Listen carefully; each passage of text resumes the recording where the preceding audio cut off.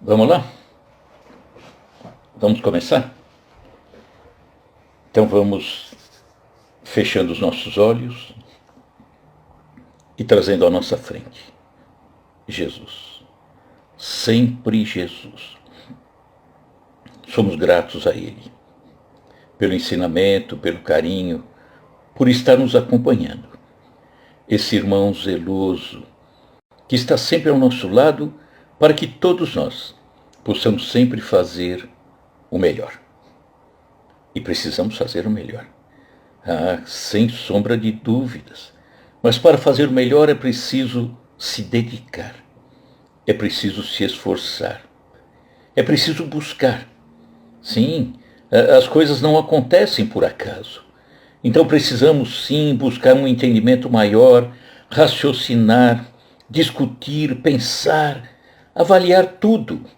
E aí sim, esse ensinamento se consolida no nosso coração. É como se fizéssemos tal qual Paulo de Tarso fez, quando se depara com Jesus na estrada de Damasco, depois de ter o contato com Ananias, conhecer os ensinamentos do Mestre, os papiros. Aí ele se retira. Se retira para o deserto. Nós também precisamos nos retirar para o deserto de nós mesmos. A retirada de Paulo, ou ainda Saulo, para o deserto, é para ter a oportunidade de estar consigo mesmo, avaliando tudo que havia aprendido, para que de fato aquilo, depois de raciocinado, pensado, compreendido, se instalasse de forma firme, sólida, no seu coração. Assim conosco. Nos retiremos para o nosso deserto, para o nosso silêncio, para o nosso recolhimento, para que possamos buscar esse ensinamento e compreender cada vez mais. E aí ele se instalará de uma forma permanente no nosso coração. Pensemos nisso. Que assim seja, graças a Deus.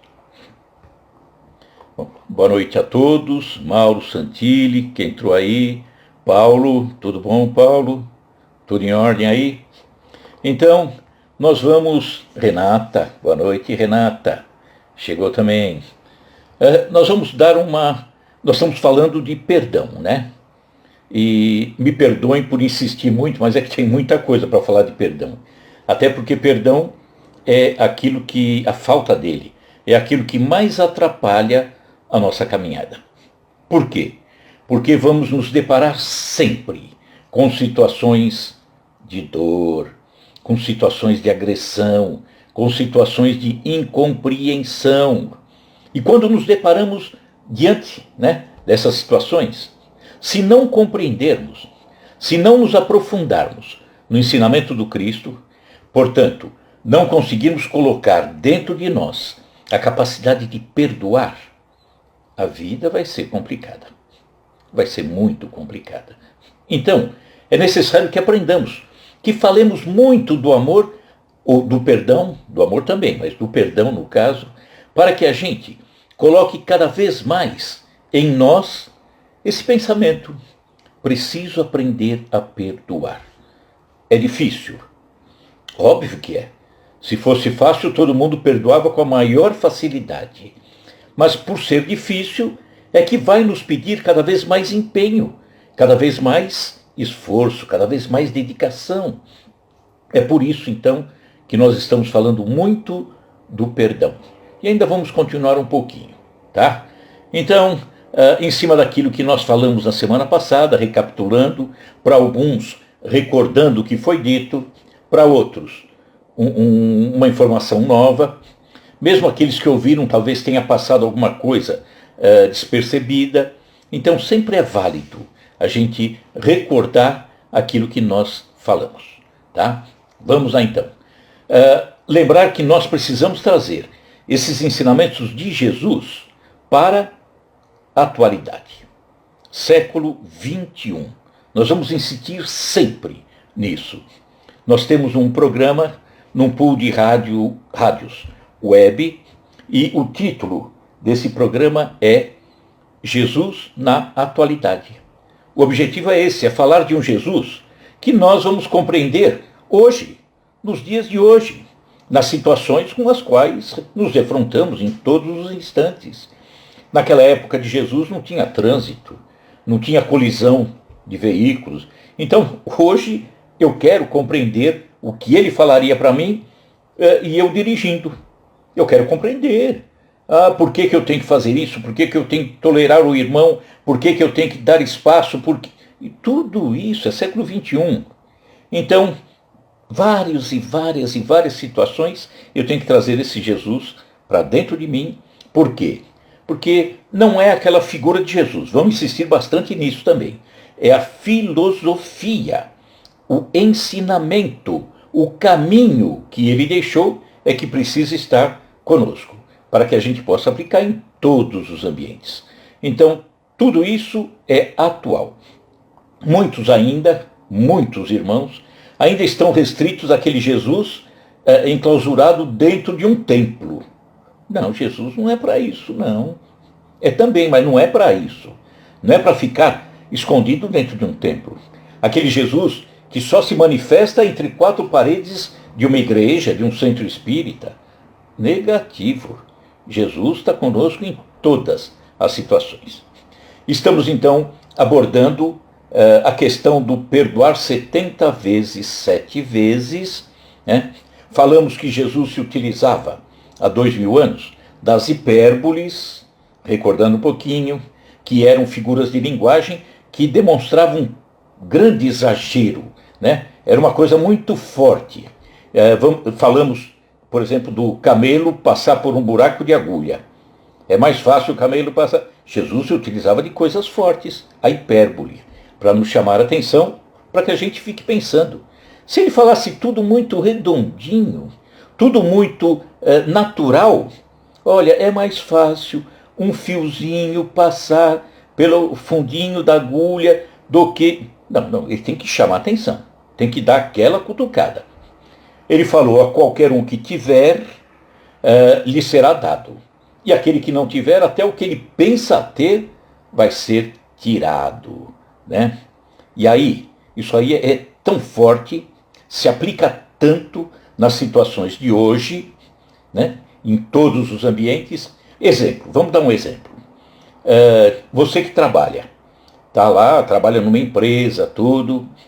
Repara bem, nos funcionários, aquele que mais se dedica, aquele que mais mostra competência, aquele que é pontual, se apresenta bem, né, bem vestido, asseado, ele, frente a um outro que não é nada disso, que é desleixado, indisciplinado, e surge uma promoção, quem vai ser escolhido?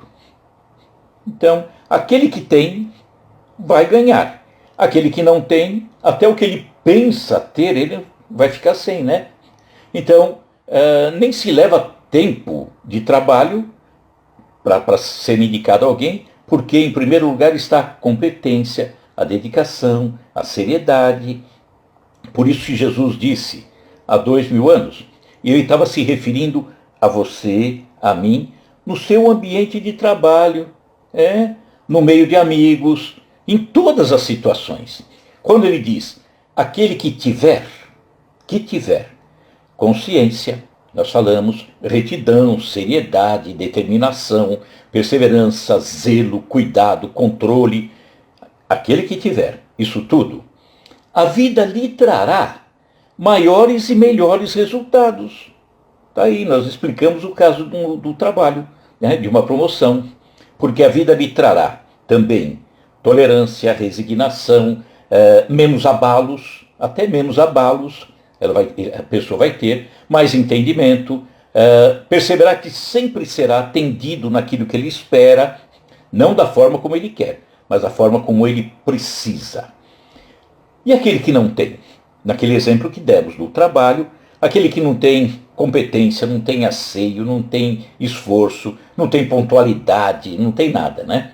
Falta a essa pessoa ânimo, vontade, tolerância, empenho, fraternidade, compreensão, decisão, cuidado.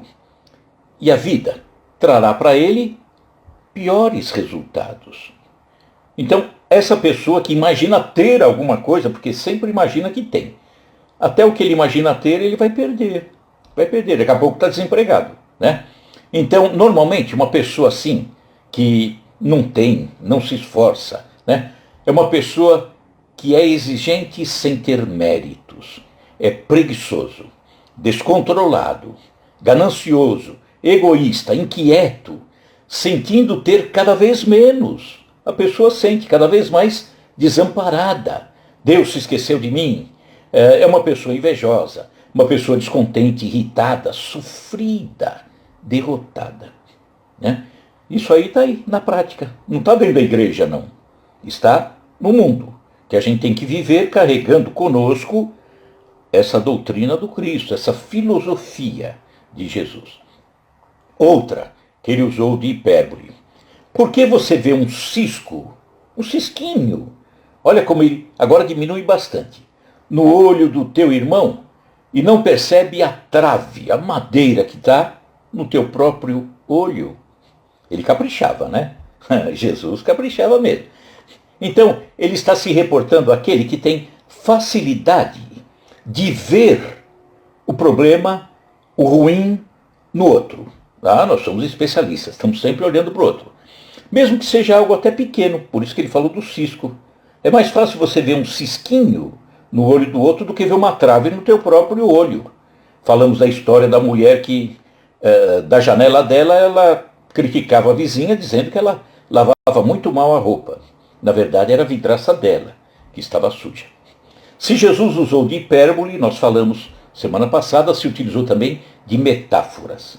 Metáfora era algo mais suavezinho, né? Bem mais suave. Então, era um termo, a metáfora, um termo que substitui o outro numa certa relação de semelhança. Falamos, por exemplo, manso igual a um cordeiro. Cordeiro é manso, né? É um exemplo de mansetude, aquela coisa toda. Sejamos manso como um cordeiro, né?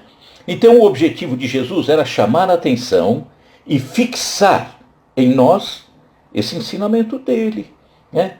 Dentro de um determinado contexto que ele falava. Na semana passada fizemos um parênteses, mas tudo bem, é aprendizado, né? Vamos ver como esses exemplos de Jesus, quando estudados, pensados, raciocinados, nos trazem orientações fantásticas, que se nós não nos dedicamos a esse aprendizado, se simplesmente, como a grande, esmagadora maioria faz, abre lá o Novo Testamento, lê lá Jesus, os Evangelhos, Mateus, Marcos, Lucas, João.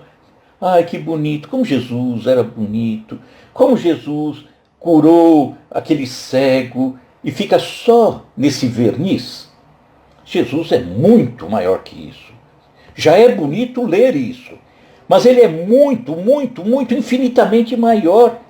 A mensagem dele, nós vamos passar a eternidade estudando e vai ser difícil entender, compreender, absorver toda essa grandeza. E se nós não nos dedicamos, não nos estudamos, não nos aprofundamos, não nos dedicamos, aí é complicado. E quem estuda, raciocina, busca, vai entender que os ensinamentos dele é para hoje mesmo, em todos os ambientes, em todos os locais. E vamos nos esquecer um pouquinho do aspecto religioso, tá? Ele é também religião, né? Religando a Deus. Mas ele é para uma vida social mais harmônica. Jesus está propiciando à Terra a oportunidade de uma caminhada muito melhor, mesmo sem falar em Deus, falar em prece. É o comportamento, é o amor, é a fraternidade. Um ateu faz isso, né? E não fala em Deus, e não fala em Jesus, mas ele tem isso, tem a fraternidade, tem o respeito, tem o amor. Então, vamos lembrar que Jesus disse, e para muitos às vezes parece assim um pouquinho forte, será que Jesus teria dito e disse, olha, perdão não exclui a necessidade da vigilância. Mas então vou perdoar e vou ficar de olho? Tem que ficar. Mas eu perdoei, ótimo. Você tirou de si um pensamento mau, uma malquerência com relação àquela pessoa, um ódio, mas é bom ficar atento, só isso, para que a pessoa não venha e faça novamente aquilo que fez. Isso é necessário. Jesus falou isso? Falou, né? Perdoe, mas vigilante, sem sombra de dúvida. Então, vigilância. Podemos ir além do perdão, ir para a convivência em geral, tá? Quando falamos em vigilância, sempre estando atentos, sempre olhando, observando tudo, é necessário por quê? Porque nós estamos num mundo de expiação e provas. Ou seja, há um convívio bem próximo, bem a miúde, entre pessoas de diferentes níveis espirituais. Tem aqueles que já estão um passozinho à frente, tem outro que está mais ou menos, tem outros que estão abaixo. Então, eu não posso, negar para mim mesmo que eu posso ter ao meu lado, por exemplo, um ladrão. Sem sombra de dúvida. Jesus falou, olha, se ele fizer algo contra você, você perdoa ele, mas fica de olho na carteira. Só isso. Não bobeia. Isso que ele fala, fica atento, nada mais do que isso, para que você não seja uma presa fácil na mão de alguém que ainda faz coisas tão ruins, né? Então nós estamos num mundo de expiação e provas. Estando nesse mundo de expiação e provas, onde há essa mistura tão grande de diferentes níveis espirituais, a atenção é primordial, né? Então, observar todo mundo. É óbvio que nós temos. Não observar também achando que todo mundo é criminoso, não é isso. É só ficar atento, nada mais do que isso. Agora, é óbvio que nós, no nosso relacionamento, no nosso nível de compreensão, a gente já está procurando, está buscando, é natural que nós temos aqueles a quem nós confiamos cegamente. Que bom, né? Um dia nós estaremos confiando plenamente em toda a humanidade. Por quê? Porque todos estarão seguindo o caminho ditado por Jesus, né? Então esses que estão perto nós conhecemos, estamos bem tranquilos. Os outros, eu não conheço, é uma pessoa nova, vamos observar, só isso, nada mais do que isso. Então não podemos ser ingênuos nas situações com as quais nos defrontamos no dia a dia. Não podemos ser ingênuos. Por isso que Jesus ensinou, né? Ensinou. Eis que eu vos envio como ovelhas no meio de lobos. A terra é isso.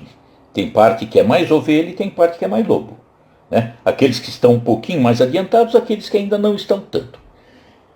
Ainda Jesus. Sede, portanto, prudentes como as serpentes. A serpente fica de olho. E simples como as pombas. Isso está no Evangelho de Mateus, capítulo 10, versículo 16. Prudente e simples. Simples é ser bom, né? Ser amoroso. E prudente é aquele que está atento. Nada mais do que isso. Jesus, ao dizer isso, nós falamos a semana passada, ele estava preparando seus discípulos para irem distribuir a boa nova. Sair pelo mundo. Assim que Jesus fosse morto, eles estariam partindo. Jesus começa falando então a eles de uma realidade difícil que eles encontrariam. Imagina sair no mundo cheio de lobos, eles levando a mensagem de um cordeiro, de um manso, que era Jesus, né? É uma mensagem tão diferente da realidade temporal daquela época. Então, estava afirmando que a missão deles, Jesus estava afirmando que a missão deles seria perigosa. Como foi? Como foi? Mas isso não era para colocar medo nos seus discípulos, não. Por quê? Porque a ovelha, aí é a questão da confiança. A ovelha sempre tem o pastor que aguarda. E aí? Olha, vocês vão no meio de lobos. Vocês são ovelhas. Eu sou o pastor.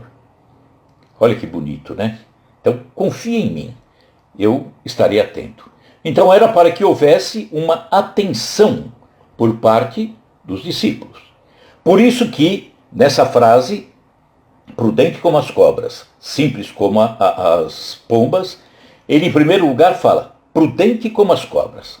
E a palavra prudente nos traz o entendimento, né? A prudência da serpente, a inteligência, a esperteza, a sabedoria, a cautela, o olho aberto, vigilante. A cobra ameaçou ver você chegar perto dela, ela some, desaparece. Ela está atenta, vigilante. Então, assim como a serpente tem todas essas características que trazem a ela mais segurança para escapar dos seus predadores, os discípulos também deveriam buscar essa mesma característica da serpente enquanto estavam em missão, no meio da missão, para poder escapar, né?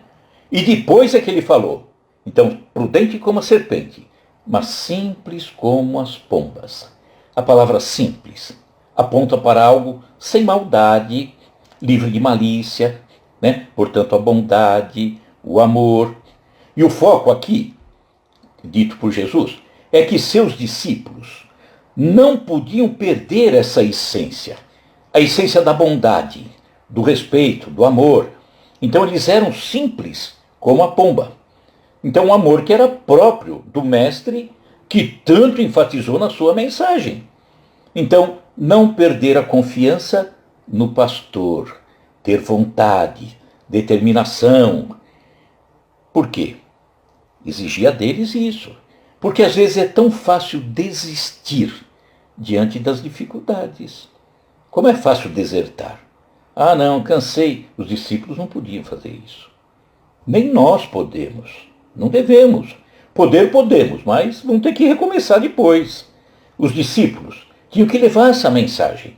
Não podiam facilitar. Não podiam parar nessa caminhada. Ou seja, Jesus falando, eles enfrentariam perigos grandiosos. Todos morreram, né? De forma violenta, menos João. Portanto, eles enfrentariam perigos grandiosos, como ovelhas caminhando no meio dos lobos, né? Mas não deveriam lançar mão, eles, os discípulos, de atitudes contrárias aos ensinamentos que o mestre deixou, quando eles enfrentassem dificuldades, né? Lembremos, por exemplo, agressões sofridas por todos eles no futuro. Todos os discípulos foram mortos de forma violenta. Então, se eles levavam uma mensagem de amor, de paz, de fraternidade, eles não poderiam levar essa mensagem e, ao mesmo tempo, uma arma. Não faz o menor sentido. Estou levando a paz, a tolerância, mas se você vier na minha direção, eu te mato. Que coisa absurda. E aí nós vamos ver como existem incorreções nas narrativas evangélicas. Vamos lembrar que na quinta-feira, quando Jesus foi aprisionado, teve aquela passagem que foi narrada de uma forma, para mim, muito estranha. Judas leva os guardas até Jesus, dá um beijo no rosto de Jesus. Imagina, isso aí é conto da carochinha, não faz sentido nenhum. A lógica não permite isso. Mas aí está narrado, olha como tem coisas estranhas. O que Pedro fez naquele momento, quando os guardas chegam? Ele saca a espada, e decepa a orelha de um soldado. O discípulo andava armado? Jesus o tempo todo falando de amor, de paz, de fraternidade, de compreensão, de tolerância. Como que o discípulo estaria com uma espada? E tem narrativa, inclusive, dizendo, um pouquinho antes, que Jesus havia orientado no sentido de desfazerem das coisas, pegarem dinheiro e comprarem armas. Não dá. Bom, seguindo. Por que Jesus faz essa conexão entre a simplicidade da pomba e a esperteza da serpente? Bom, se considerarmos a esperteza, a vigilância, estar atento, reagir, porque a cobra reage também. Se você chegar e pisar nela, ela te morde, né? Então, se considerar apenas a esperteza, sozinha, só ela, não teríamos na vida dos discípulos um andar coerente com a mensagem de Jesus. Aí eles saem para a violência, para revidar, para reagir. Não haveria coerência entre a atitude deles e aquilo que pregavam. Eles pregavam amor, entretanto, pregavam perdão, tolerância, entretanto, agredia quem os agredia, revidava, pagava na mesma moeda. Jesus falou o tempo todo, não pague na mesma moeda, pague o mal com o bem. Ele disse sempre assim. Ou seja, eles, os discípulos, aplicariam qualquer meio para escapar dos perigos, se levassem só a esperteza da cobra. O que aparecer eu me defendo e mato, faço qualquer coisa. Imaginemos, por exemplo, Jesus, quando ele começa a pregação do seu evangelho, que ele convida os discípulos, ele convida 12 discípulos. Imagine se ele dissesse, olha, como o negócio vai ser difícil, o pessoalzinho aí não vai me entender. Ao invés de eu convidar 12 discípulos, acho que eu vou convidar 12 guarda-costas, 12 seguranças. Né? Imaginou? E aí se incluiria, por exemplo, a violência. Na mensagem dele não poderia ser só amor. Teria que ter violência, porque ele contratou guarda-costas. Segurança, não dá, né? Então, se houvesse só a vigilância, a esperteza da cobra se instalaria no meio da pregação do amor, que era a mensagem de Jesus, se instalaria o faço o que eu falo, mas não faço o que eu faço, porque eu estou fazendo tudo errado. Né? Eu estou revidando, estou matando, estou me defendendo de qualquer jeito. Então, pureza e prudência, os dois. A pureza da pomba, a prudência da cobra. A base para escapar de perigos desnecessários, mas escapar de forma íntegra, digna. Ou não? Só pode ser, né? Eles não poderiam ser somente puros como a pomba. Não eram para ser só espertos como a cobra. Mas não poderiam só ser puros como a pomba, porque eles seriam presas fáceis diante de predadores. Seriam presas fáceis. Deveriam então combinar essas duas boas características para o sucesso da obra e proteção deles mesmos diante de perigos que iam se apresentar à frente deles. Nós vemos, quando pende para um lado e foge do outro, ou seja, pendemos para a esperteza da cobra e esquecemos a pureza, a simplicidade da pomba. Nós falamos na semana passada que desastres no cristianismo aconteceram em razão disso. Né? Se cuidou muito da esperteza da cobra e se esqueceu da pureza da pomba. A igreja acaba desembarcando na Inquisição, nas cruzadas, ficou só na violência e não no amor. E quando pensava estar pregando o amor, o exemplo que deixava da violência anulava tudo. Não tinha efeito nenhum a mensagem de Jesus. Por isso que nós, a humanidade, ao longo desses séculos, nós perdemos o endereço de Jesus. Porque mexeram tudo. Deturparam. Faça assim, mas não faça assado. Jesus falou em amor, mas eu estou levando a espada junto. Não pode. Não pode. Né?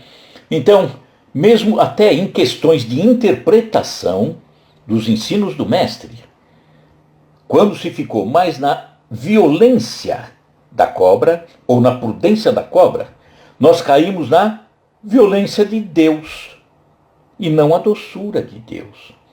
Questões como, por exemplo, quando nós ficamos só na cobra e esquecemos a pomba. Exemplo, a figura do inferno. O inferno é o quê? É bondade ou é violência? Aquele inferno que é eterno, penas eternas, um sofrimento interminável, por conta de uma vida só, você vai sofrer infinitamente, eternamente. Então, é mostrada a serpente, mas não tem oportunidade da cobra. São posições contraditórias aos atributos de Deus, que todas as religiões compreendem da mesma forma. Não tem diferença nenhuma. Todas as religiões, evangélicas, católicas, os espíritas, todos nós temos o mesmo entendimento de Deus, os atributos de Deus. Deus é infinitamente justo, infinitamente bom, é o nosso Pai, nos quer o bem, nos dá todas as chances. Entretanto, me manda para o inferno para sofrer eternamente? Que pai maldoso que é esse, né? Não faz sentido. Então, quando nós ficamos presos só de um lado e não observamos o outro lado, a coisa ficou pensa, ficou torta. E aí, finalizando as orientações para os dias de hoje, no íntimo, todos nós queremos seguir Jesus. Todos nós queremos ser discípulos de Jesus. Todos nós, sem exceção, seguidores do Cristo. Lembrando, né, quando falamos de Cristo, nós estamos falando da doutrina, estamos falando da filosofia. Contudo, nós que queremos seguir essa doutrina, esse ensinamento de Jesus, diante das seduções que o mundo nos oferece, diante dos prazeres, do poder, o dinheiro, status, vícios, ou até diante dos sofrimentos, das dificuldades, enfim, das agressões, das dores, problemas de relacionamento, problema financeiro, doença, às vezes parece ser mais fácil desistir. E queremos ser seguidores de Jesus. Estamos seguindo a filosofia dele, mas não compreendemos a filosofia. Não nos aprofundamos. E quando surgem esses problemas, o vício, o dinheiro, ou a dor, ou o problema de relacionamento, é mais fácil desistir. Desistir por quê? Porque não compreendemos. Porque não entendemos. E aí, escapamos, né? Vamos imaginar, então, o que se passou com os discípulos há 2000 anos. O que aconteceu com Paulo de Tarso, o grande Paulo de Tarso, o maior divulgador do cristianismo, que tinha uma projeção fantástica no meio do judaísmo. Era um jovem que seria rico, reconhecido no meio de todos os judeus, seria o maior de todos os sacerdotes. Entretanto, ele se depara com Jesus na estrada de Damasco e simplesmente: o que o Senhor quer que eu faça? Ele abriu mão de tudo. Ele passou a viver uma vida de dor, de sofrimento, de violência. Entretanto, no íntimo, aqui dentro, feliz. Não podia ser mais feliz, porque estava fazendo o certo. Ele saiu das coisas que o mundo mostrava a ele que eram importantes, mas que não eram. É a sedução do mundo, né? Então, devemos nós seguir dizendo ou fazendo aquilo que nos é possível fazer, mas não nos limitarmos a coisas que eu digo: ah não, olha, meu limite chegou aqui. Não, teu limite vai além. Chegou aqui porque você deu aquela paradinha, deixa eu tomar um ar. O limite nosso vai além e precisa ir além. Por quê? Porque nós temos que trabalhar da melhor maneira nesse ensinamento de Jesus, para que em todas as situações nós tenhamos a pureza da pomba e a prudência da cobra. Isso é fundamental. E aí, vamos lembrar que Jesus nos chama a atenção. Isso está em Mateus capítulo 6, versículo 31. Palavras de Jesus: não andeis, pois, inquietos. Não andem inquietos, não. Agora eu pergunto, inquieto como? A vida está aí, né? Me levando a uma série de inquietações. É um monte de problemas. Mas eu tenho que compreender as coisas que acontecem. Nessa frase, não andeis, pois, inquietos, não fiquem inquietos. Nós vamos ver num livro, Psicografia do Chico, ditado pelo Espírito Emmanuel. O livro é Vinha de Luz, no capítulo 86, que fala de saibamos confiar. Para não estar inquieto, nós temos que confiar em alguma força, né? Para melhorar a nossa caminhada. E aí Emmanuel diz assim: Jesus, olha, não andeis, pois, inquietos. Não andem inquietos. Jesus não recomenda a indiferença ou a irresponsabilidade. Ah, não anda inquieto, então larga a mão, esquece, deixa as coisas aí, faz que não viu. Não, não é isso que ele está falando, não. Continua Emmanuel. O mestre que preconizou a oração e a vigilância. O que é oração? A simplicidade da pomba. E a vigilância? A prudência da cobra. Então, o mestre que preconizou a oração e a vigilância, olha Jesus dizendo aí, vigilância, não aconselharia a despreocupação do discípulo. Fica despreocupado ante o acervo do serviço a fazer. Meu amigo, você tem serviço a fazer, né? Tem um trabalho. Que trabalho nós temos a fazer?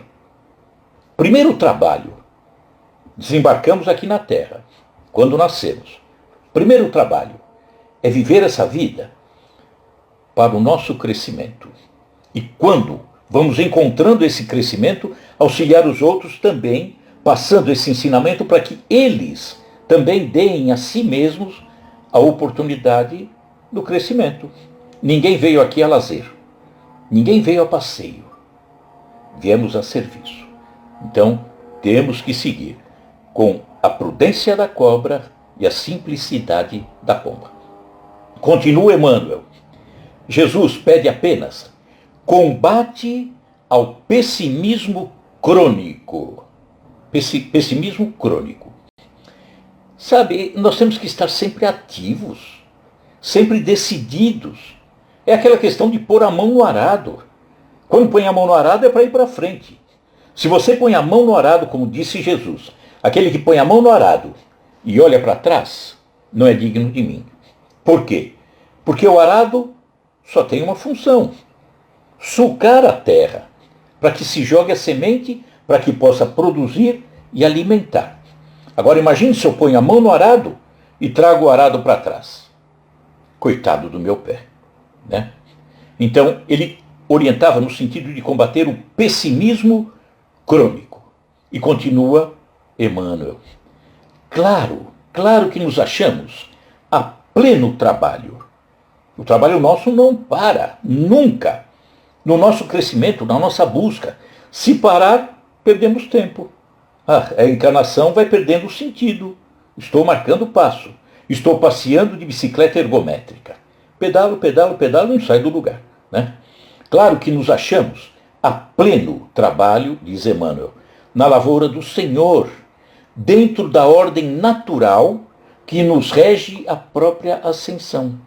Estamos trabalhando para a evolução, para crescer. E continua ainda nos defrontaremos inúmeras vezes com pântanos e desertos, espinheiros e animais daninhos. Ou seja, se prepara porque as dificuldades vão continuar por muito tempo. Muitas encarnações nessa nossa caminhada. Teremos sempre as dificuldades. Encontraremos pântanos, desertos, espinheiros, animais daninhos. Estamos num mundo de expiação e provas.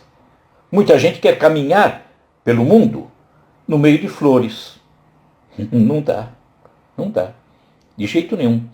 E aí, quando falamos disso, das dificuldades, eu vou ler um texto aqui que sempre me marcou a vida toda. Um discurso, trecho de um discurso de Rui Barbosa, que ele fez no Senado Federal no ano de 1914. Olha só, hein? É muito tempo. 108 anos. Olha o que ele dizia já naquela época. De tanto ver triunfar as nulidades, de tanto ver prosperar a desonra, de tanto ver crescer a injustiça, de tanto ver agigantarem-se os poderes nas mãos dos maus. O homem chega a desanimar-se da virtude, a rir-se da honra e a ter vergonha de ser honesto. O mundo nos leva para isso. A coisa está tão ruim, só tem isso, só tem bandido, só tem... eu vou largar a mão. Não, não.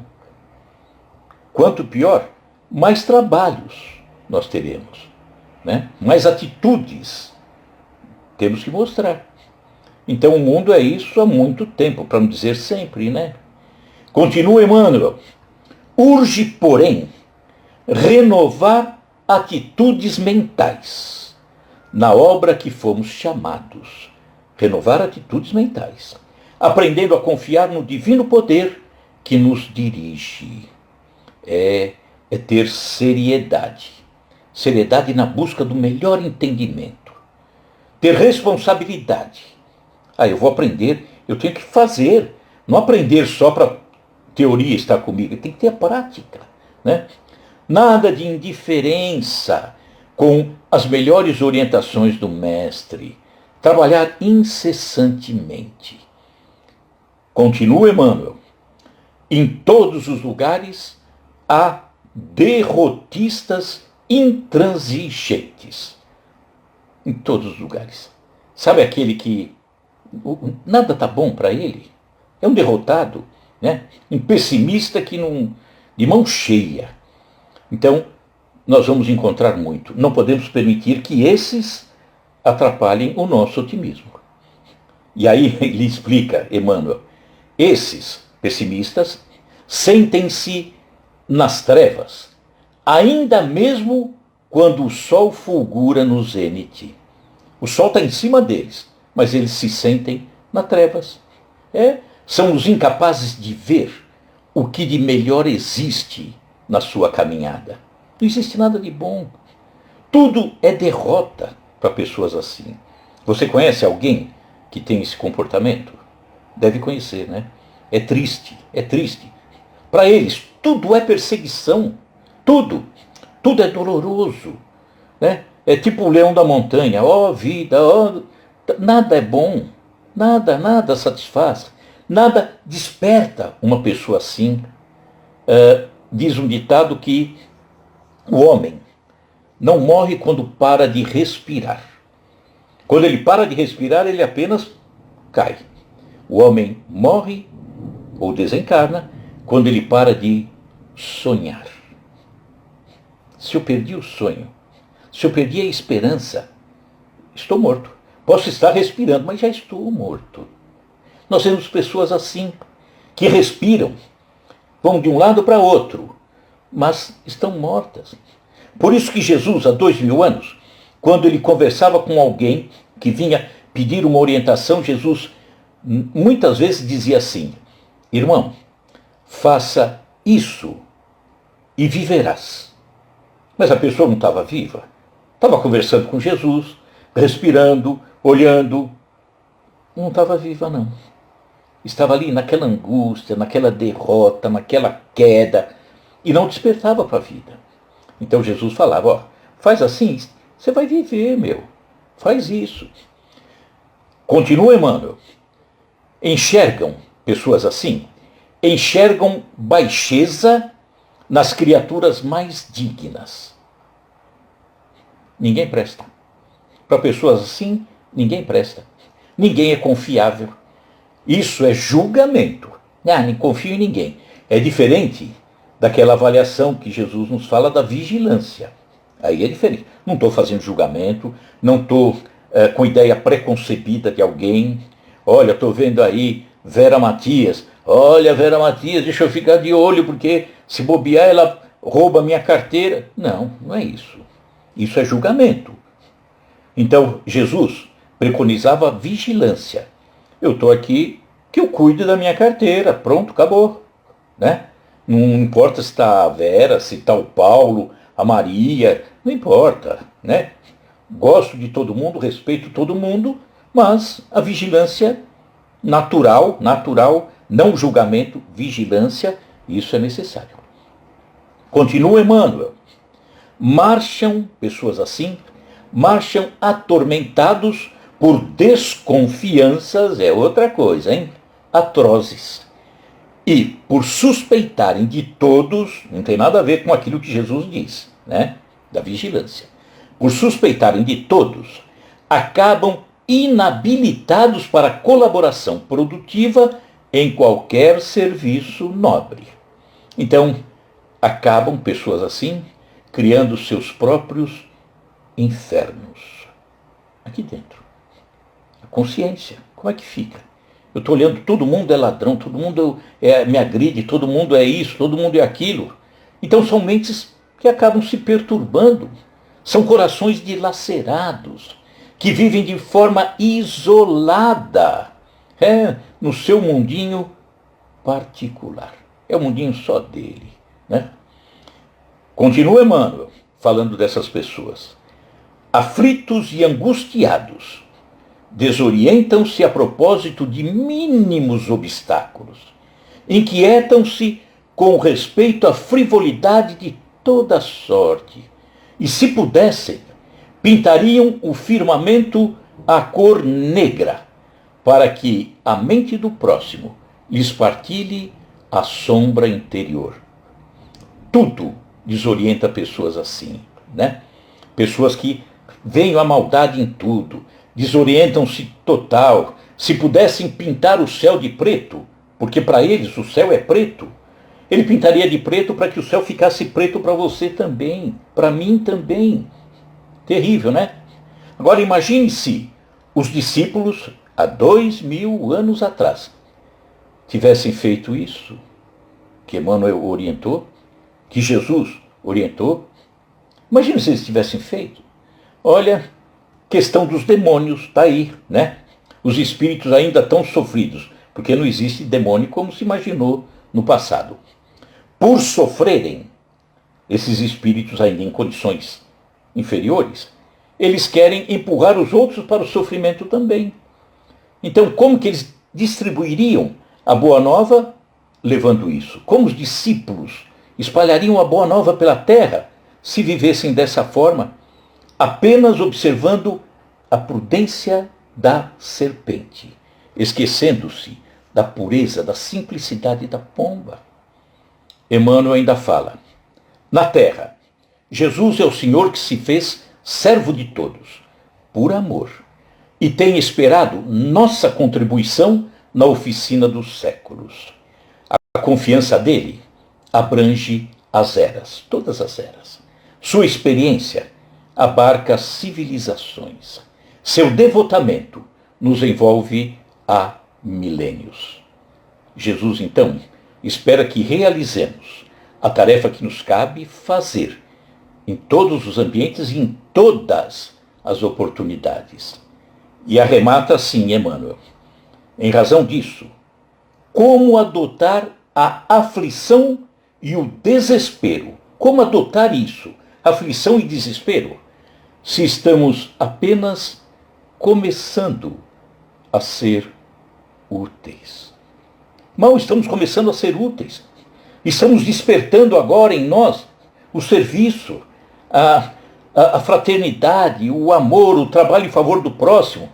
Mas aí, eu estou começando os primeiros trabalhos, mas já estou no meio de aflição, de desespero. Não vai render, né? Então, estamos dando apenas esses passos e já estamos nos afirmando cansados. Cansados de tudo. Imagine se Jesus, há 2000 anos, vendo aquilo que estavam fazendo com ele, o desrespeito, as agressões, ele dissesse: "Ih, pessoal, cansei. Acho que eu vou voltar. Não vai dar certo isso", né? Seria como nós, como o aluno que está no primeiro dia de aula e já quer jogar fora o caderninho. Então nós temos que observar de outra forma. Temos que verificar a melhor forma de nos conduzirmos nessa caminhada. Bom, já passou até um pouquinho da hora. Na semana passada nós pedimos para que dessem tenho certeza que todo mundo fez, né? Uma pensada, uma refletida sobre Judas Iscariotes, aquele que entregou Jesus, né? Aquele que traiu Jesus, né? Como que você vê Judas? Como que você pensa Judas? Vai se preparando para isso, porque nós vamos nos aprofundar ainda um pouquinho mais no 70 vezes 7 vezes. Mas seria muito importante, porque nós vamos contar sobre o episódio Judas, né? Não sei se a gente vai conseguir fazer isso numa live só, porque o assunto é muito grande, vai nos trazer a oportunidade de refletir sobre muitas coisas que nunca pensamos. Então vai ser algo que vai chamar atenção, tá? Vamos então pensar nisso tudo. Semana que vem, eu não sei se nós já entraremos no episódio de Judas, ou, estava pensando agora há pouco, antes de começar a live, que me veio que a semana que vem é Páscoa, né? Então, talvez, ao invés de falarmos de Judas Iscariotes, falemos sobre a Páscoa dos judeus e a Páscoa cristã, tá? Talvez a gente faça isso sim. Mas mesmo assim, vamos pensar sobre Judas, hein, pessoal? Eu sei que todo mundo pensou, refletiu, mas continue pensando. Pode ser? Façam isso, tá? Vamos então encerrando. Agradeço aí a presença de todo mundo, Elizabeth Costa, Paulo Serrato, quem mais está aí? Fia Silva, Vera Matias, todo mundo aí, tá? Então, vamos fechando os nossos olhos e trazendo à nossa frente a figura serena e bondosa de Jesus, nosso mestre maior. Agradecemos a Ele sempre, porque Ele nos ama de uma forma tão intensa. E Ele, por estar tão, muitas vezes, agredido por aqueles que não o respeitam, em momento algum se ofende. E nem precisa perdoar, porque quem não se ofende não precisa conceder o perdão. Mas Ele nos ensina que precisamos, nós, que ainda nos ofendemos tanto em razão do comportamento do irmão, Ele nos ensina a perdoar. E nós vamos ver, no episódio em que falarmos de Judas, o perdão de Jesus, o perdão de Maria de Nazaré, a mãe de Jesus, concedendo um carinho, um perdão tão bonito e um carinho tão especial para com Judas. Então, todos nós, vamos pensar esses dias em Judas, tá? E com certeza teremos a oportunidade de ver tantas coisas novas e muitas vezes que nos foram passadas em razão da esperteza da serpente, mas não a simplicidade da pomba. Que assim seja, graças a Deus. Grande abraço a todos, Valderez, um abraço, um beijo na família toda aí, tá? Um grande abraço, Maria Linda está aí, estou vendo agora. Um grande abraço a todos vocês, Dr. Faria, esposa também, e que na semana que vem possamos estar novamente juntos. Jesus no coração, álcool em gel na mão. Combinado, pessoal?